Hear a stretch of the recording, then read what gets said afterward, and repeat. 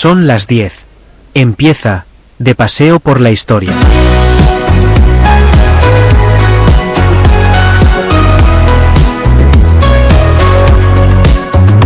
Las páginas del tiempo se despliegan ante mí, historias de valientes y de amor sin fin, desde los antiguos reinos hasta la revolución. Camino por la vida con esta canción. Los héroes y villanos se mezclan al pasar, susurros en el viento de la eternidad. Biografías palpitan en mi corazón, narraciones de sueños y una gran visión. Fran González te invita a descubrir los ecos del pasado que no dejan de latir. Un viaje por la historia como un largo carrusel, donde cada momento es un mágico pincel. Románticos poetas y guerreros sin igual, sus sombras me acompañan en cada paso al andar. Relatos de la tierra y también del mar, en este viaje solo falta comenzar. Los hilos dibujan en la arena su memoria, fotografías viejas salpicadas de gloria. Desde el viejo continente hasta el nuevo mundo, las voces resucitan lo profundo y lo profundo. Fran González te invita a descubrir los ecos del pasado que no dejan de latir. Un viaje por la historia como un largo carrusel, donde cada momento es un mágico pincel.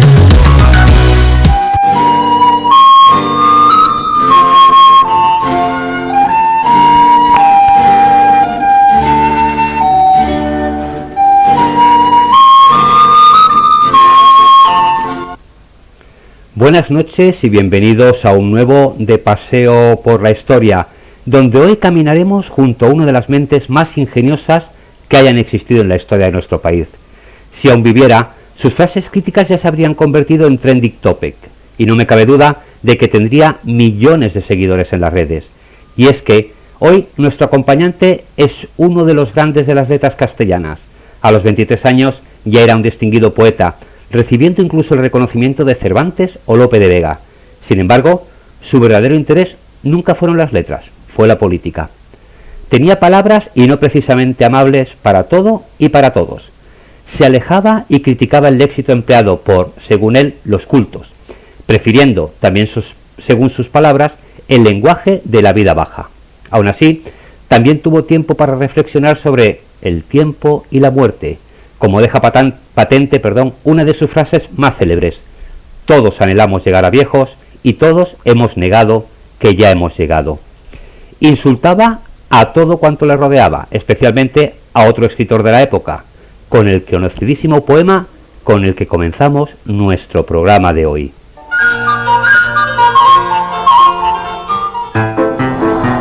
Érase un hombre o una nariz pegado.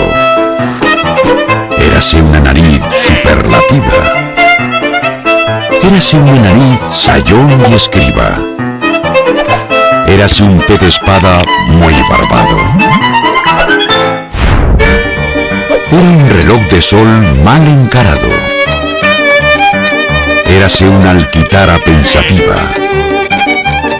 Érase un elefante boca arriba.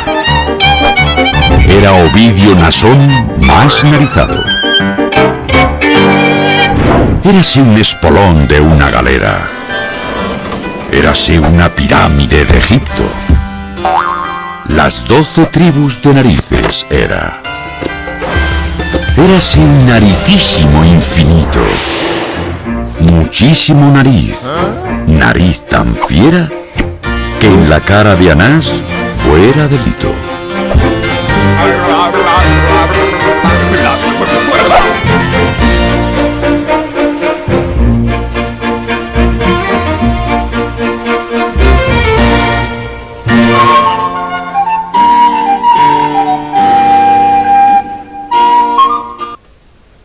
Fue caballero de la Orden de Santiago y señor de Torre de Juan Abad, junto con Luis de Góngora, con quien mantuvo una amistad durante toda su vida y al que le dedicaba el poema de la nariz. Es reconocido como uno de los más notables poetas de la literatura española. Además de su poesía, fue un prolífico escritor de narrativa y teatro, así como de textos filosóficos y humanísticos. Francisco de Quevedo nació en Madrid el 14 de septiembre de 1580. Fue el segundo hijo varón de una familia de funcionarios palaciegos, bien asentada en los entresijos de la administración y servicios del Palacio Real en Madrid, capital y corte de los Austrias. Su abuela era azafata de la infanta. Su madre, viuda pronto, desempeñaba una función similar a su temprana muerte, que ocurrió en 1600, en el mismo Palacio Real. Del resto de su parentela, una venerable dama, su tía, bien conocida en la corte, a la que el escritor envió en 1613 su colección de poemas Heráclito Cristiano. Nació cojo, con ambas piernas torcidas y una severa miopía. Quizá, por ello, pasó una infancia solitaria y triste, y entregándose compulsivamente a la lectura.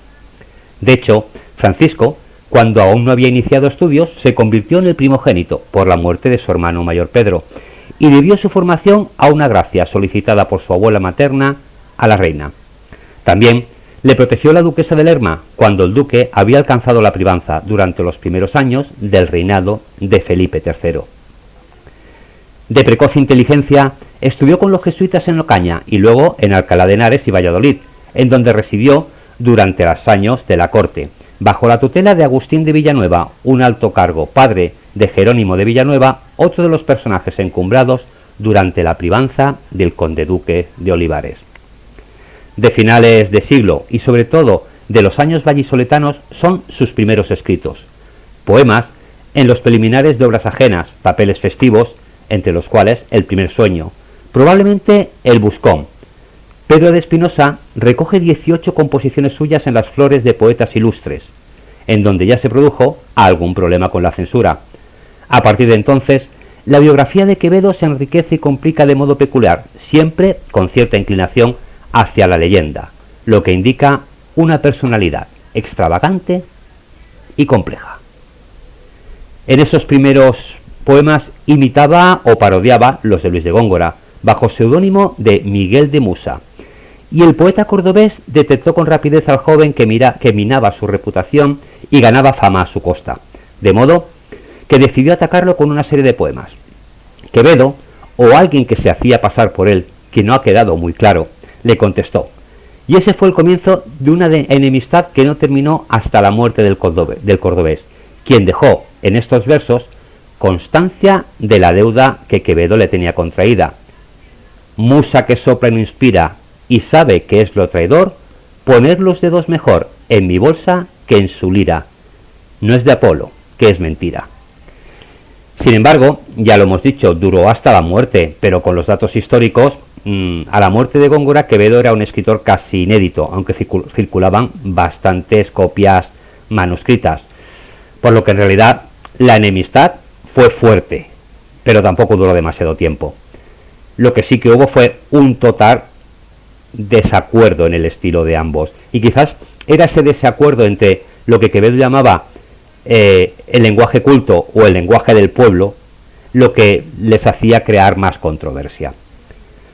Durante su vida estudiantil escribió en castellano y bajo anonimato algunos opúsculos burlescos, desvergonzados y de mal gusto, de los que luego más tarde renegaría, pero que entonces lo hicieron muy popular a través de copias manuscritas que terminaron por abrumar y difamar a su autor. El propio Quevedo denunció estos escritos ante la Inquisición, pero más que por otra causa, la razón era impedir que los impresores que comenzaban a difundirlas se hicieran ricos a su costa. Él mismo denunció a este personaje anónimo de lo que estaba escribiendo, pero no por nada, porque como los estaba escribiendo con seudónimo, había gente que se estaba enriqueciendo a su costa, y no era todavía el momento en que él dijera que eran suyos. Aún así, probablemente fueron estos cortos escritos los que transformaron a su autor. Andando el tiempo en lo que muchos califican como personajillo proverbial de chistes obscenos o de mal gusto, el opúsculo más ingenioso y menos procaz es sin duda las epístolas del Caballero de la Tenaza, donde se hallan muchos saludables consejos para guardar la mosca y gastar la prosa, en que un hidalgo tacaño ofrece todo tipo de excusas para no dar dinero o regalos a su amante. Vamos a escuchar un trocito de las epístolas del caballero. Estando pensando que respondería a las cosas que vuesa merced me pide, se me vinieron a la memoria aquellas inefables palabras, que a los pobres se dicen con lástima y a las mujeres con razón, no hay que dar. Señora mía, yo bien entendía que había órdenes mendicantes, pero no niñas mendicantes sin orden. Quien me quisiere hacer casto, pídame algo. Y, si el diablo es tan interesado como su carne, no dude vuesa merced que me procuraré salvar, de puro miserable. ¿Es posible que no se persuadirán a creer que, si no es dando, y no pidiendo, no pueden ser bienquistas? Miren qué cara les hace un pobre hombre cuando oye, dame, tráeme, cómprame, envía, muestra. Deja palabras mayores y que en el duelo de la bolsa afrentan hasta el ánimo. Este se quedó el pedir, y anden los billetes por alto, que yo ofrezco escribir más que el tostado. Nuestro Señor la guarde a vuesa merced, aunque temo que es tan enemiga de guardosos, que aun Dios no querrá que la guarde.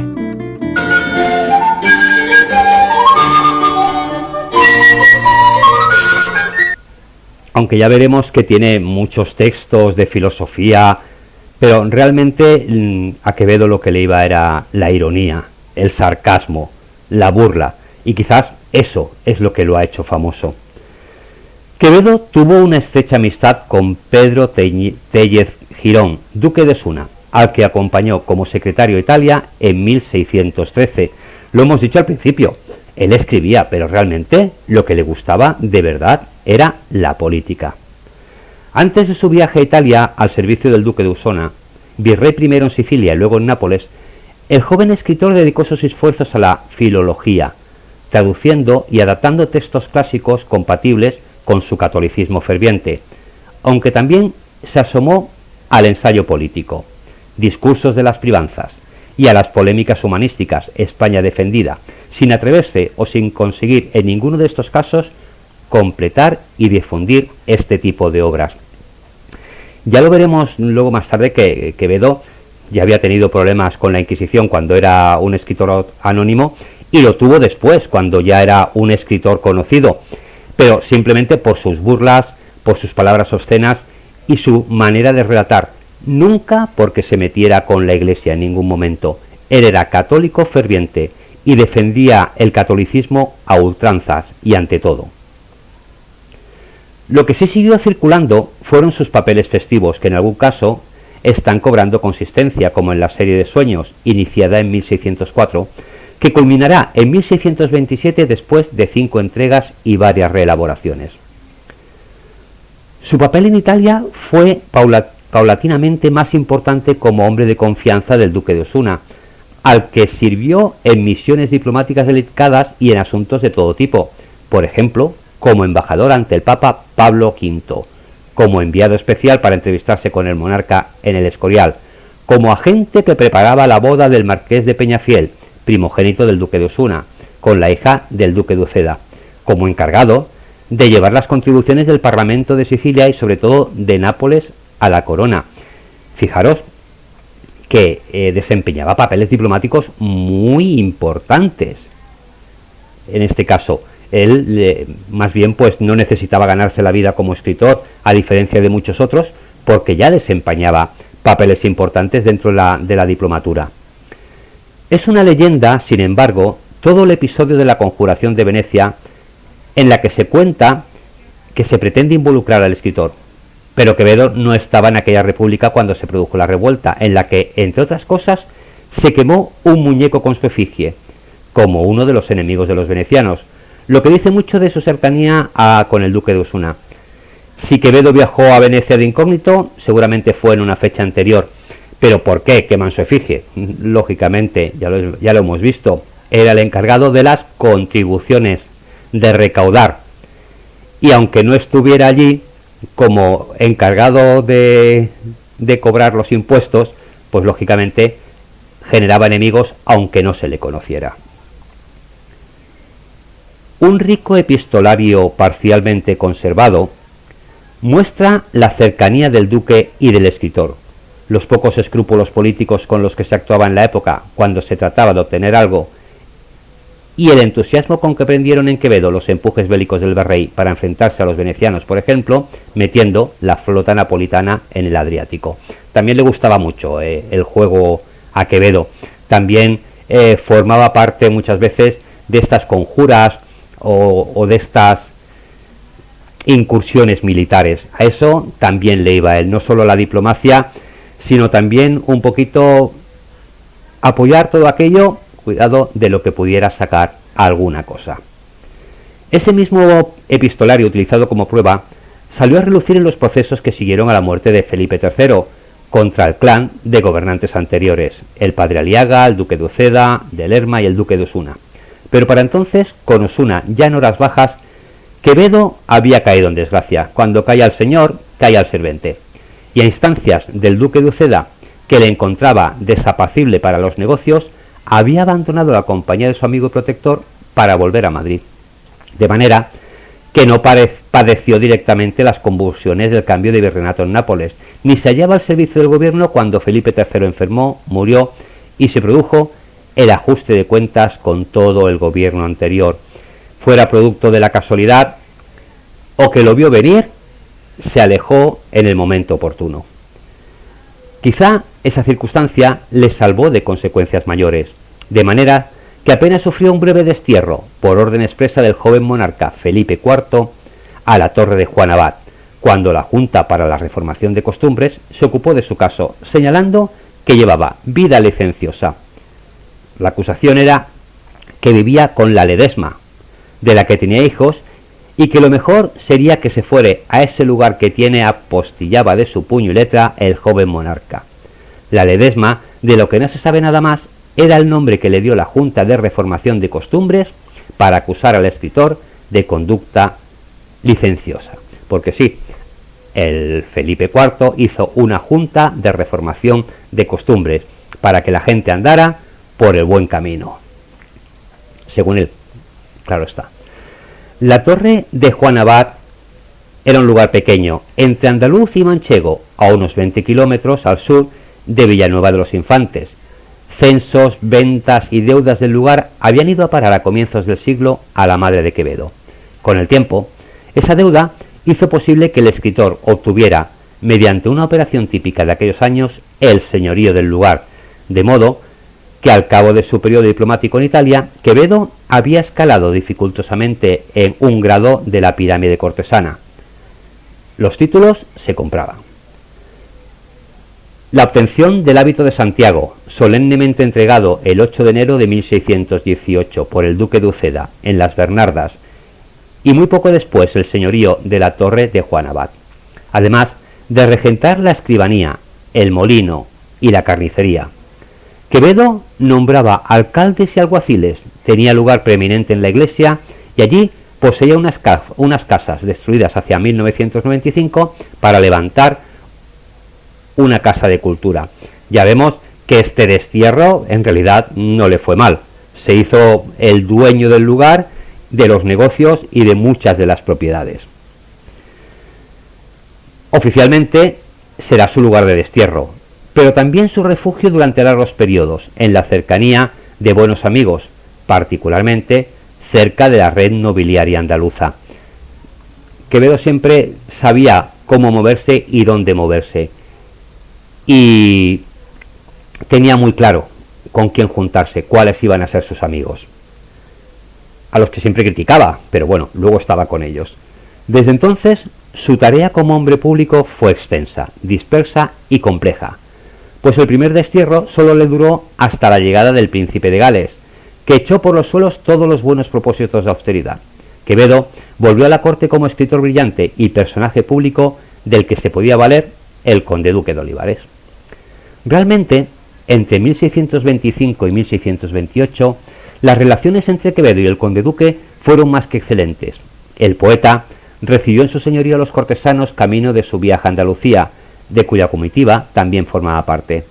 Festejó al privado en romances encomiásticos, le aduló en comedias palatinas y redactó 2 poemas extensos: el sermón estoico de censura moral y la epístola satírica y censoria contra las costumbres presentes de los castellanos. No he de callar, por más que con el dedo apunte, que se suelen leer como una sátira contra el conde duque, cuando en realidad se trataba de una defensa poética de sus medidas reformistas. Una de esas obras fue El chitón de las tarabillas, de quien Lope de Vega dijo: es lo más satírico y venenoso que se ha escrito desde el principio del mundo, y bastante para matar a la persona culpada. ¿Que lo debía ser mucho? Pues dio tal ocasión. Claro, con este comentario de Lope de Vega no es extrañar que Olivares no entendiera que el chitón era en realidad una defensa de sus reformas, porque a partir de ahí la relación de ambos entró en declive. Antes de llegar al chitón, cuando se inicia el declive de su relación con Olivares, Quevedo volvió a acompañar a la comitiva real a las Cortes de Monzón en 1626, y ese viaje, por connivencia del autor con los editores o por otras circunstancias, ha dejado un reguero de publicaciones. Las primeras publicaciones, aparte del epítome a la vida de Tomás de Villanueva, que le encargaron los agustinos recoletos de Madrid. De sus obras más conocidas, El Buscón, Los Sueños, Política de Dios, aparecidas en Zaragoza, Gerona, Barcelona y Valencia, al parecer sin su autorización, de manera que cuando volvió a Madrid, donde tuvo que enfrentarse a todo tipo de censuras y ataques, sobre todo los de un prestigioso jesuita, el padre Pineda, que más tarde sería uno de los redactores del índice de libros prohibidos contra la obra de Quevedo, Política de Dios. Quevedo, además de un ingenioso escritor y por lo visto hábil diplomático, era también una persona calculadora en todas sus actividades y se supo mover entre los entresijos de la corte y la Inquisición para frenar a sus opositores. Nuevamente acude a la Inquisición, esta vez con nombre y apellidos, para autodelatarse ante el tribunal, señalando cuáles eran las obras que reconocía por suyas. Entre las muchas que faltan en esa lista se encuentra El Buscón. Lógicamente él solamente dijo las que le interesaban. Retocó pasajes que podrían parecer alusiones veladas al escándalo de unas monjas de San Plácido. Retrasó la aparición de sus obras a la espera de que primero se publicase el índice de los libros prohibidos. Dedicó las obras de Fray Luis de León a Olivares. Todo ello en un clima cortesano cada vez más enredecido y peligroso, en donde la pugna soterrada entre gobierno e Inquisición se cruzaba con la mucha más evidente entre nobleza y privado, en tanto se agudiza el problema con los portugueses, que habían aumentado su papel como agentes financieros de la corona. Quevedo tenía, además, la extraña virtud de opinar ásperamente sobre todo lo que asomara como asunto público, hasta el punto de que se le puede considerar como moderador de la conciencia colectiva de lo español, de modo que al mismo tiempo que se estaba poniendo en entredicho la política del privado, el autor saltaba a defender con pasión el patronazgo de Santiago en 2 escritos energéticos contra el copatronazgo de Santa Teresa. En aquella época España tenía 2 patrones, Santiago y Santa Teresa, eran copatrones. Fue cuando hubo algún tipo de discusión o de deliberación a favor de uno o de otro, ya lo sabemos, ganó Santiago.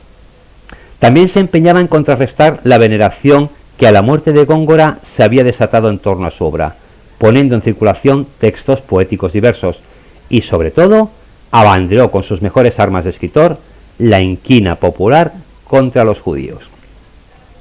No es de extrañar que por esa actitud su figura terminase por molestar a unos y a otros y sufriera nuevos destierros en la torre, puesto que no le era posible dejar de escribir de todo lo que más parece gana de disputar que de buscar la verdad, como señala otro de los prohombres del gobierno, Antonio de Villegas, pariente suyo.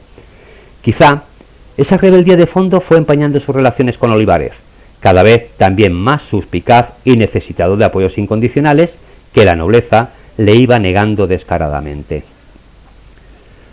Durante el otoño de 1628, desterrado en la torre, redactó Lince de Italia, un extenso papel en donde se analiza la política española en Europa y se sugiere que se utilicen sus conocimientos en tareas diplomáticas. Se empezó a vender a sí mismo para entrar nuevamente en eso, en misiones diplomáticas.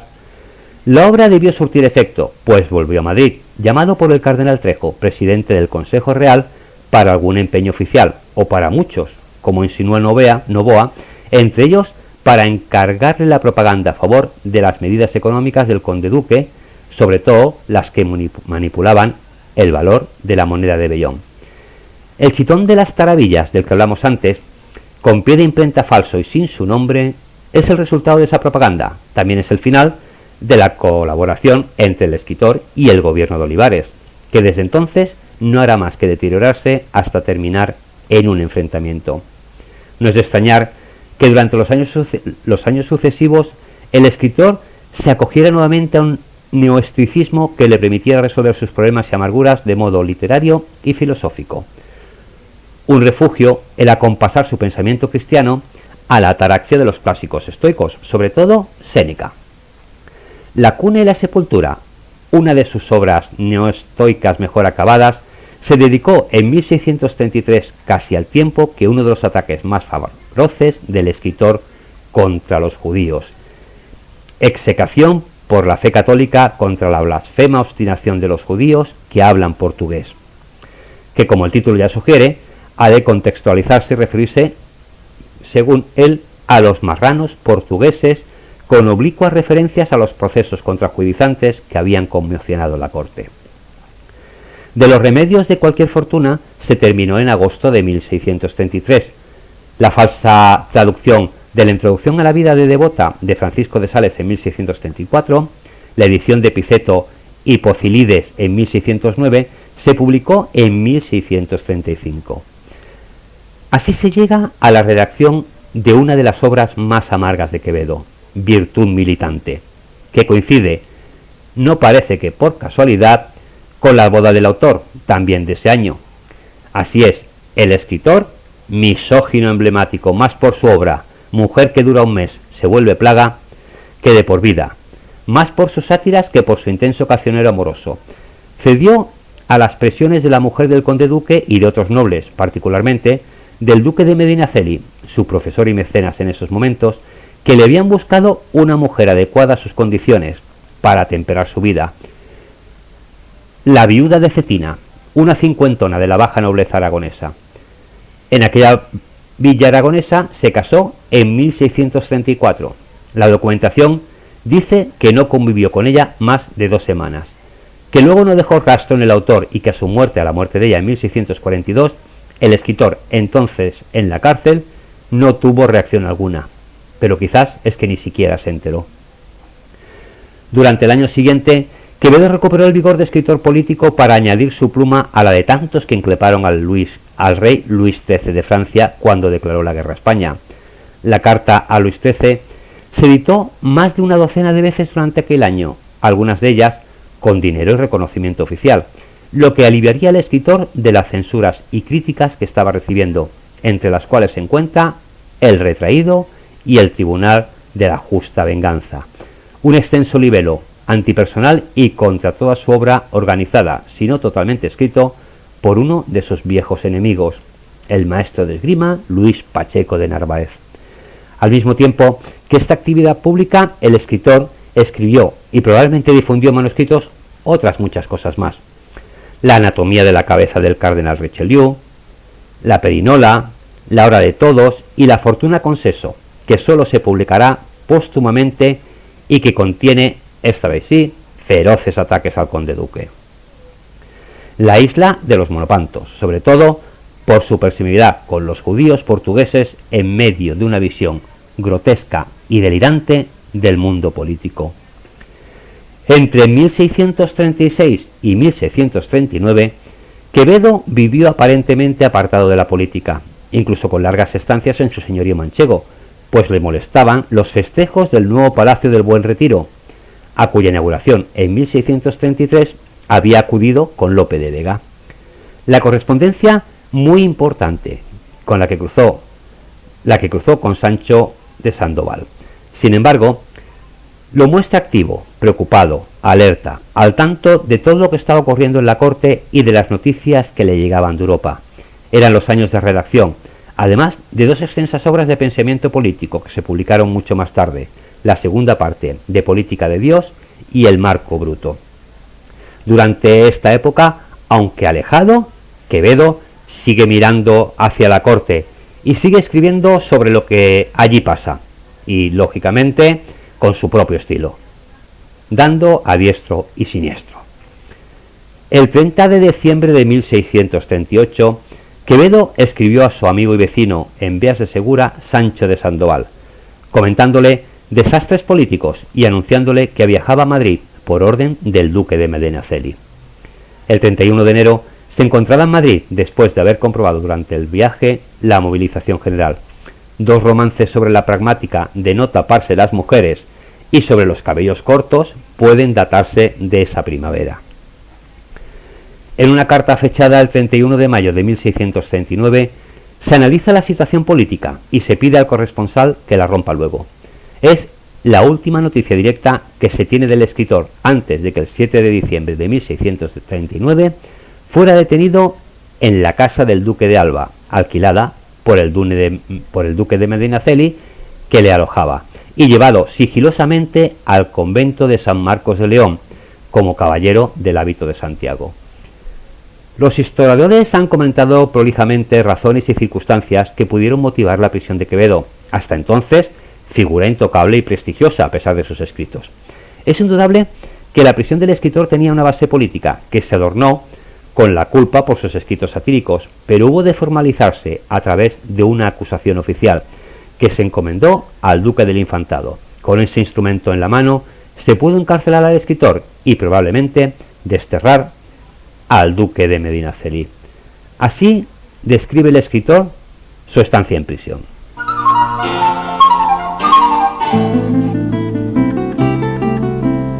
A 7 de diciembre, víspera de la Concepción de Nuestra Señora, a las 10:30 de la noche. Fui traído en el rigor del invierno sin capa y sin una camisa, de 61 años, a este convento real de San Marcos, donde he estado todo este tiempo en rigurosísima prisión, enfermo con 3 heridas, que con los fríos y la vecindad de un río que tengo a la cabecera, en tierra donde todo el año es invierno rigurosísimo, se me han cancerado. Y por falta de cirujano, no sin piedad me las han visto cauterizar con mis manos, tan pobre, que de limosna me han abrigado y entretenido la vida.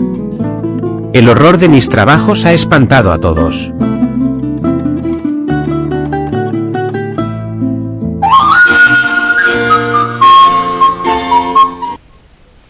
Así describe él cómo lo detuvieron y cómo pasó su tiempo en prisión. Hablaba de enfermo de 3 heridas, pero bueno, ya era una persona cuyo físico, digamos, no era fuerte del todo ya desde su nacimiento. En 1972 se demostró por una carta del conde duque de Olivares al rey Felipe IV, encontrada por su biógrafo J.H. Eliot, que la acusación que pesaba sobre Quevedo fue hecha por su amigo, el duque del Infantado, que lo acusaba de ser confidente de los franceses. Los amigos no siempre acaban siendo lo que parecen. En la cárcel pasó casi 4 años, envejecido y enfermo. Quevedo padecía tuberculosis óseo. Mientras redactaba sus últimas obras meditativas y neoestoicas, Providencia de Dios, El Job, La caída para levantarse, también componía romances festivos. Escribía patrióticamente contra portugueses y catalanes, o releía los clásicos. Solo consiguió la libertad en el verano de 1643, meses después de la caída del conde duque, a instancias de un viejo conocido suyo, Juan de Chumacero, el nuevo presidente del Consejo Real. Volvió a Madrid, en donde pasó un año aprendiendo a andar. Ya hemos dicho que nació con un problema en las piernas, y con el encierro pues se le agravaron sus problemas, por lo tanto prácticamente tuvo que aprender nuevamente a andar, arreglando sus asuntos e imprimiendo algunas de sus obras, Marco Bruto y La caída para levantarse, para retirarse luego nuevamente a la Torre, en donde transcurrió el último año de su vida, esperando recobrar la salud para recoger sus poesías y editar su obra, mientras meditaba sobre la decadencia de España y las miserias de la condición humana, ahora que las padecía tan dolorosamente. Hay que decir que Quevedo viajó mucho y dejaba sus manuscritos en muchos de los lugares por donde iba. Por eso a veces se han encontrado manuscritos de él en diferentes sitios, sobre todo de la geografía española. Un precioso epistolario guía a través de esos meses cuenta su enfermedad, sus ilusiones, sus esperanzas y finalmente su abandono. Trasladado al convento de dominicos de Villanueva de los Infantes, allí murió en septiembre de 1645. Y cosa rara, muy raro, porque por lo visto sucede con tantos otros.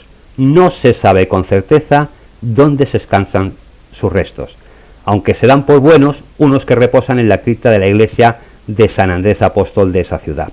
Bueno, se dan por buenos, pero nadie puede testificar que realmente son los del escritor. Pasa con Quevedo, pasa con Cervantes y pasa con muchos personajes ilustres de nuestra historia. De Francisco de Quevedo, lógicamente, sí tenemos frases, miles, satíricas, críticas, extraídas de sus obras y escritos. Así que lo mejor es que escuchemos algunas de esas frases que Quevedo nos dejó para la historia.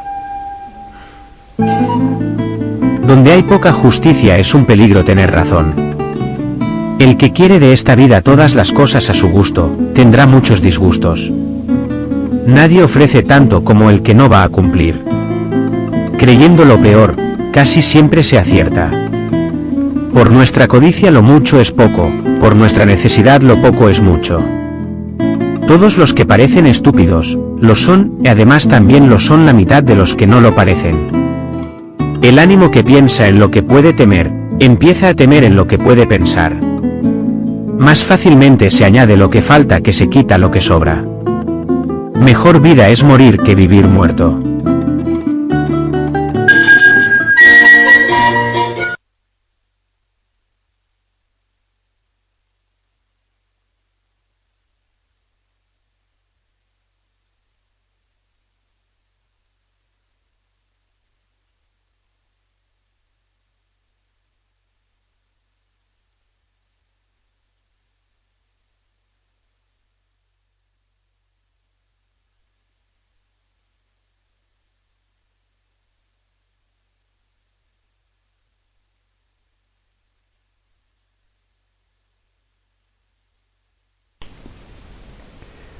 Ya hemos dicho anteriormente que de Quevedo tenemos centenares, miles de frases. Lógicamente no las podemos poner todas y hemos tenido que seleccionar unas cuantas. Donde hay poca justicia es un peligro tener razón. Esto es en la época de Quevedo y es en nuestra época. Es peligroso tener la razón y sobre todo es peligroso decir lo que piensas, sobre todo cuando la justicia puede escasear. El que quiere de esta vida todas las cosas a su gusto tendrá muchos disgustos. Lo podríamos asociar con un refrán actual, y es aquel de nunca llueve a gusto de todos. Por lo tanto, no esperemos que todas las cosas sean como nosotros queremos, porque en ese caso vamos a tener más de un disgusto. Nadie ofrece tanto como el que no va a cumplir. Las palabras, las promesas, se las lleva el viento. Y hablar es muy fácil. Por lo tanto, el que más ofrece, seguro, es el que menos va a cumplir lo que ofrece. Ofrecer es fácil, dar ya es más complicado. Creyendo lo peor, casi siempre se acierta. Quevedo creía lo peor de todo, de la política, de la sociedad, de las mujeres, de todo, ya lo hemos mencionado. Lo que pasa es que él sí que tenía un problema, y es que se creía que tenía el patrimonio de la verdad. Por lo tanto, él, creyendo que todo era malo, estaba convencido de que acertaba. Por nuestra codicia lo mucho es poco, por nuestra necesidad lo poco es mucho. El codicioso siempre querrá más. El necesitado, pues, muchas veces se conforma con lo que tiene. Esta es la que más me gusta de todas las frases de Quevedo. Todos los que parecen estúpidos lo son, y además también lo son la mitad de los que no lo parecen. Sobre esta no voy a hacer ningún comentario, pero sí que me parece una genialidad, surgida de una de esas mentes sarcásticas, irónicas, brillantes que han dado las letras. El ánimo que piensa en lo que puede temer, empieza a temer en lo que puede pensar. No hay nada peor que nuestros propios pensamientos. Más fácilmente se añade lo que falta que se quita lo que sobra, porque el que le sobra no quita nada. Por lo tanto, casi siempre se añade a lo que falta, porque como digo, nadie se quita de lo que le sobra. Mejor vida es morir que vivir muerto. Eso lo tenía muy claro una persona enfermiza y que, entrada en contradicciones consigo mismo muchas veces, posiblemente llegó un momento en que pensó: estoy muerto en vida, casi mejor es morir y ya veré con qué me encuentro. Aunque la mayor parte de la obra de Quevedo es de contenido satírico, en honor a la verdad hay que decir que escribió de todo y en todos los estilos: poesía, prosa moral, prosa festiva, teatro, ensayos políticos, obras filosóficas, críticas literarias y traducciones. Escribió de todo. Lo que pasa es que sí, que es verdad que lo que quizás más nos ha llegado hasta nosotros son sus obras satíricas. Francisco de Quevedo tenía un carácter de complicados contrastes. Fue un hombre muy conservador, que loaba las glorias pasadas de la monarquía hispánica y muy religioso.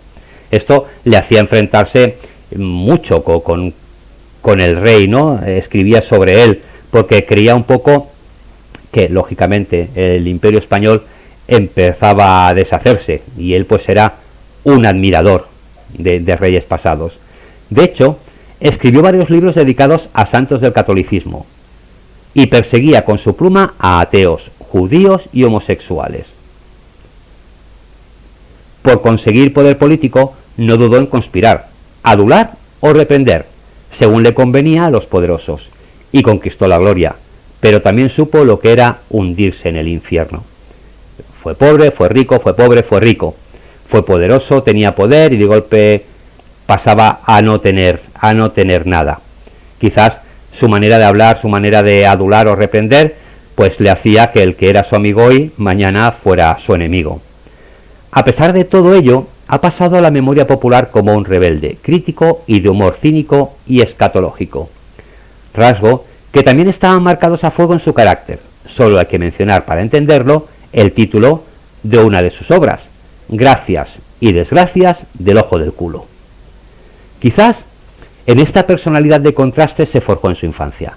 Sus padres pertenecían al servicio del rey. Siempre estuvo cerca del poder, pero sin disfrutar de sus privilegios. Además, tenía un físico poco agraciado. Cojeaba y tenía una marcada miopía que trataba de paliar con gruesas lentes, a las que se pasó a llamar los Quevedos. Rasgos que le convirtieron en diana para las burlas de otros niños. El resentimiento acumulado esculpió su carácter fuerte, ambicioso y cínico, pero especialmente lúcido. Es posible que sus características físicas lo marcaran y que de niño sufriera tantas burlas que, cuando supo que su arte estaba en la pluma, empezó a burlarse de todo. Quizás fue su manera de vengarse.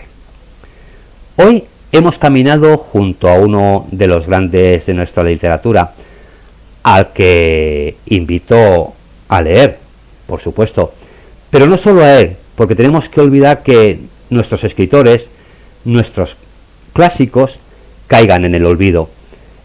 Nuestros jóvenes de ahora, pues posiblemente, pues Cervantes igual lo conocen más, pero Lope de Vega, Calderón de la Barca, Luis de Góngora, Francisco de Quevedo, quizás a algunos no les suene de nada.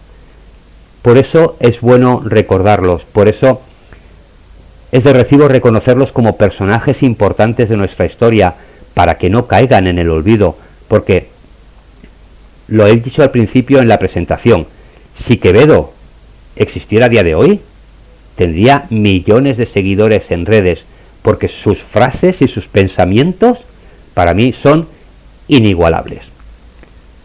Por supuesto, Quevedo también ha sido llevado al mundo de la música, así que el propio autor será el protagonista de nuestra pista musical de hoy. Gracias a todos por acompañarme. Nos vemos el martes que viene en un nuevo de Paseo con la Historia, con otro nuevo personaje.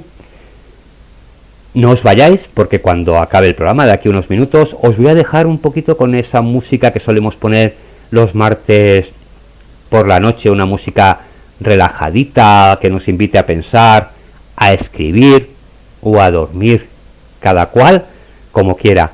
Y hoy lo vamos a hacer con una cantante que nos trae esos sonidos ancestrales adaptados a su forma, Lorena McKennitt. Y ahora sí, dándoos de nuevo las gracias, os dejo con esta adaptación del cantautor Paco Báñez a la obra atribuida, aunque no hay ciencia cierta de que fuera suya, Poderoso caballero es Don Dinero.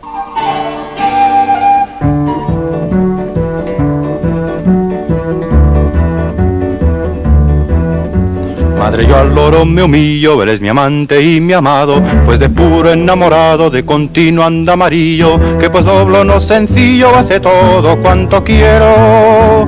Poderoso caballero, es don din don, es don dinero.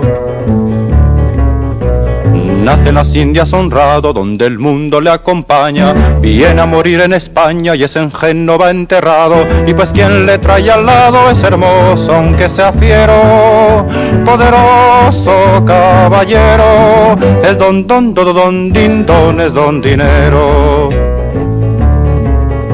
Es galán y es como un oro, tiene quebrado el color, persona de gran valor, tan cristiano como moro, que pues da y quita el decoro y quebranta cualquier fuero. Poderoso caballero, es don din don, es don dinero.